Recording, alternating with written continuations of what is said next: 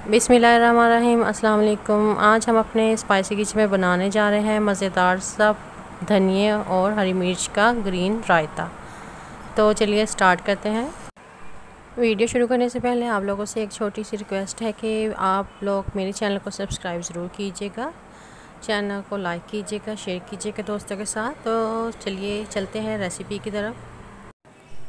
तो ग्रीन रायता बनाने के लिए हमने सबसे पहले आधा किलो के करीब दही ली है। आप ज़्यादा क्वांटिटी भी कर सकती हैं।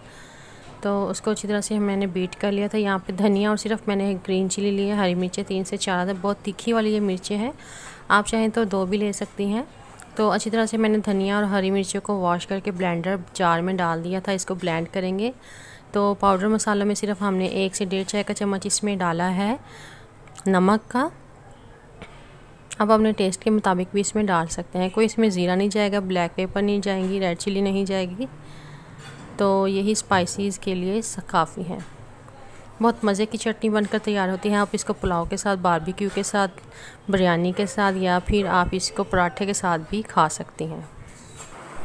हरी मिर्चों को यहाँ पे मैंने धनिया के साथ थोड़ा सा पानी डालकर और 1 से 1.5 चाय का चम्मच नमक डालकर अच्छी तरह से उसकी ब्लेंडर जार में ब्लेंड कर लिया है। तो अब हम इसको मिक्स करेंगे दही में। बीट किया हुआ दही है, दही को बीट करना बहुत ज़रूरी है। इससे जो दही का टेक्सचर है वो बहुत क्रीमी हो जाता है। तो इसको अच्छी तरह से करेंगे मिक्स। तो ये लीजिए हमारा ग्रीन रायता बिल्कुल तैयार है। कोई इसमें ख़ास टेक्निक नहीं लगती, बहुत ही आसान है।